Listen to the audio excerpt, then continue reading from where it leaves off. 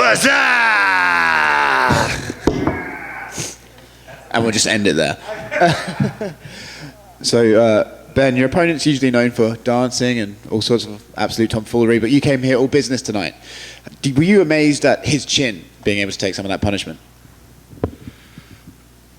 Maybe. I mean, he's a big guy. He's not tall, but he's a thick boy. Kind of, we were looking into him, and he's strong. He guy lifts, and he's traveled, and he fights with a lot of different gyms. He's trained with a lot of different heavyweights and quality people. So he's a kind of like a veteran in his own right. And when he'd been doing this for a while, he kind of learned how to take punches, and but he was crumbling in the second round. Some of my uppercuts were wobbling him, and it was if he didn't shoot that kind of a desperate takedown while I submitted him, I'm pretty sure he was going to get knocked out soon after. So yeah, you landed the uppercut a few times very nicely. Did you know that punch was going to be there, or did you just find it in the fight?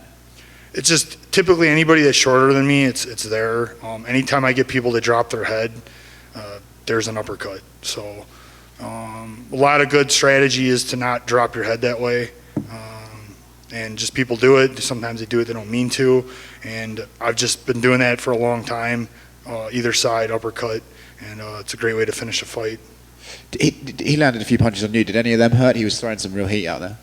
I've been hit pretty hard by some pretty powerful people in the sport, so nothing I can't take. So it wasn't too bad. I mean, my nose, it just sucked. My nose was bleeding during this week. The air is so dry here. It's really, really humid in Wisconsin. So as soon as I got here, everything dried up, and my nose was bleeding. I was blowing my nose and bleeding. I'm like, oh, great, it's going to look great in the fight. So literally, I think I could have hit myself and it would have started bleeding, so that sucks. Thanks very much, mate.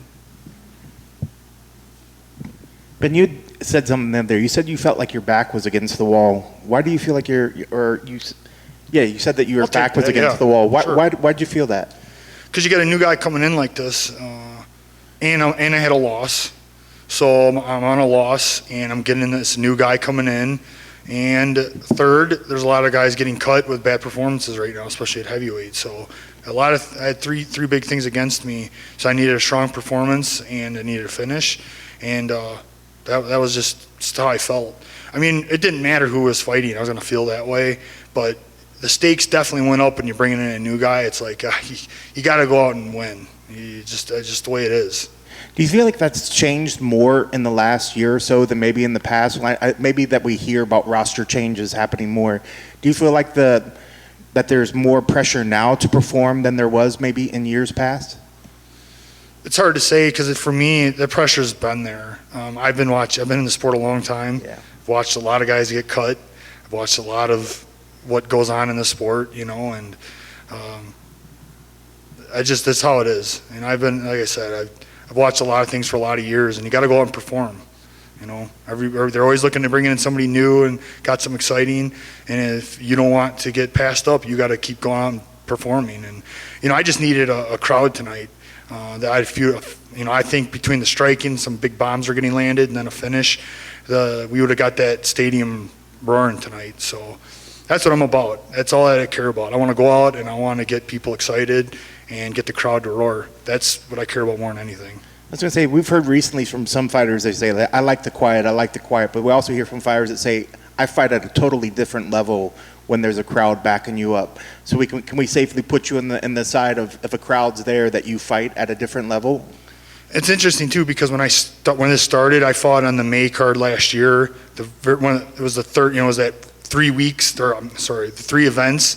The first, when we first came back from the pandemic, and I was like, oh, there's gonna be no crowds. I was kind of like, this is gonna be interesting. It'll be like sparring, and and I'll be able to listen to what's going on and things like that. And then after that, I got over it real quick, and I'm like, I miss the crowd. Like, it's what I do this for. I like winning, but I like winning in a great fashion and having people, like my phone blew up and people love it. I mean, that's why I do this. We exist because of the fans. So that's what I fight for. And I think some of your post-fight noises and faces that you usually always make are always fun too. And I think that's probably one of the things that we're missing from you is because there's not the crowd there to kind of play back and forth when you go out there and you get one of those wins. Yeah, and I just need to get going again. I've been kind of quiet since, this is like fight number 6 since I took a hiatus and I came back. This is fight number 6. I'm 3-3, so for my mind, I'm like 500. This fight was to get me back to 0. I'm starting at scratch, and what I need now is a set of wins so that you can see that animal that comes out, and with all the annex, and because I fuel off of a big fight. Sure. And that's what I'm headed to. I need to get some wins together. I need to beat some big opponents, and then I can really act crazy the way I want to be. And that's what I think people love to watch and see how unpredictable I'm going to be. But I'm reserved right now because for me, I got to earn it. I have this back of my mind. I'm old school, and you got to pay your dues, and that's where I'm at. And but now I'm ready. The platform's set. I'm ready to pay some dues, and I'm ready to entertain the fans. Jeez, with your 39-13, whatever record, I think you paid your dues. I'd hate to see somebody that doesn't qualify as paying the dues if you think that you haven't paid your dues. It's tough in my world. Right.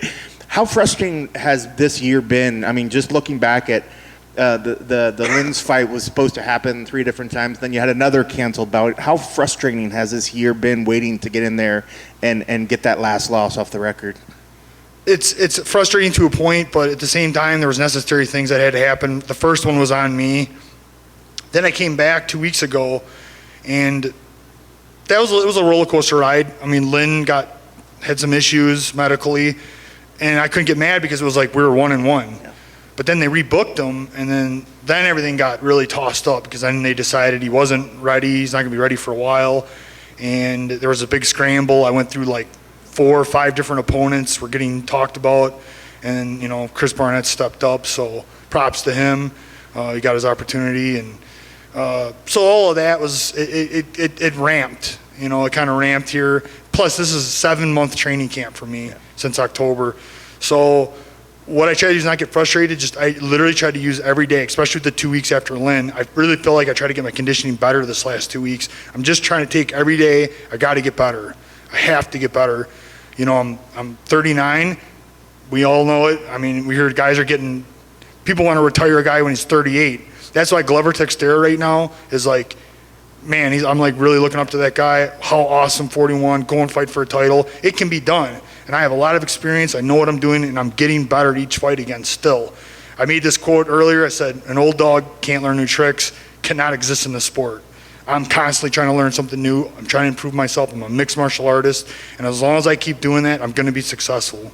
And what's the best way to maintain momentum? Do you need a quick fight? Do we need a quick turnaround, or do you need a couple more fights this year? I mean, what's the perfect scenario of fights for the rest of this year?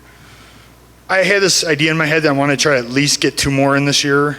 But at the same time, it's kind of up to my body. I got to actually let the adrenaline come down, see where I'm at, and for me, I've had this bad thing when I was younger. When I was 30, 31, 32, I'd win a fight and I would go and go off the deep end and boom, start back over again. I would get out of shape, I'd eat, and just did so many mistakes. In fact, my whole life is nothing but a thing of mistakes. I just look at all these things I wish I could have changed and did differently. But right now, I'm just trying to take all of that knowledge and mistakes and not mess it up this time. Right now, my body and everything is like a temple. I have to keep it that way. I told him my after fight party is going to be back at my hotel room. And it's going to consist of celery sticks and protein shakes. That's where I'm at. That's a rager. Yeah, we're going to get nuts, and but that's where I'm at. At my age, I have some medical things that I've been dealing with for several years. Sure, it's not too hard to figure out what that is. And so there's a lot against me, and here I am. I still got to win. I'm still fighting. I'm still mean as hell, and I'm hell for anybody they put me in there with, and they know it. And then lastly, is the gym still going well in Wisconsin? How's that all going? Things have really turned around as far as March goes. Rothwell MMA, all my coaches, Cody Lynn, Bennett, and everybody, including my wife, that are involved with that gym, they have done such an outstanding job. And the gym just skyrocketed in March, April, and things are just keep getting better and better. It's really great to see. I hope this is happening nationwide. It looks like it is, but in Kenosha, things are really turning around. I think people are just over a lot of the stuff. I think the vaccination has gotten a lot of people feeling better and getting out and doing things again. So very, very thankful for that. Yeah, things are doing really good. And that's it, man. Just thankful. That's awesome. Congrats on tonight, and congrats on the gym doing well. Congrats on baby Odin Silas Rothwell. Yeah, he was just born too, so I had a lot on my shoulders. How recent was that? March 25th. Oh, wow. So on top of, Yeah, so this is another thing, to win a fight with a baby that just came 8 weeks ago Yeah. is a big thing. Like, so me and my wife had talked, I've watched years, a guy have a kid, and then he loses a big fight right after. And I'm like, this can't happen. It messes everything up. And I could totally understand why. My wife's a badass in her own right, and she did such an outstanding job for me, taking care of him and helping me train, stay ready for this fight. So there's I love winning because it ain't just me. It's my wife won, my coaches over there won. Like, we all won this fight together because so many people put so much into me. So it's a great thing. that's awesome. Give them extra celery sticks tonight. Yes, I'm going to throw them at them. Congrats. Just one quick one, Ben. Just come on, man. Just a quick one Ugh. here. You shook your head when they said guillotine choke. Were you not unhappy It's with not a guillotine. the bookkeeping aspect of this It's fight? not a guillotine. That's the third go-go choke I've won with now. It's distinctively not a guillotine. A guillotine is the forearm, across the throat, using your legs. Yeah. People can call a variation of a guillotine with just the arm across, but I'm not using my forearm at all. Yeah. So it's a go-go choke. Luis Claudio, LCCT Brazilian Jiu-Jitsu. And then one more for you. When you say your back is against the wall, what do you? I mean, you've been in the sport for a very long time. You fought in a lot of different promotions. When you say that your back is against the wall, does that mean like, if in the event you were to be one of those guys that the UFC were to let go, you confident you'll still find a home in this sport? Or when you say your back is against the wall, you mean like maybe your future in this sport is on the line? I think you're in the sport, every fight, I mean, a bad injury right now and so many things. I mean, back's against the wall, even with winning, far as that goes, as far as my career goes. So I wear my cross now because I bring God with me, because there's a lot of things that I can't explain that are happening. My body's staying together. I'm finding ways to improve myself. And I walk a very tight line. It's very dangerous, this sport. We got to stay healthy.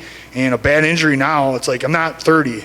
I'm 30 years old, you take a bad injury, you got some time to recover. I don't have any time to recover right now. Back's against the wall regardless of where I go. But back's also against the wall in the UFC. Let's be honest. You got to go out and perform. This is the biggest, best organization in the world, and you got to fight like it. I got to be one of the best fighters and the best heavyweights in the world. I got to win fights. You don't win fights, they're bringing new people in. Nothing's changed. I've watched it for 26 years.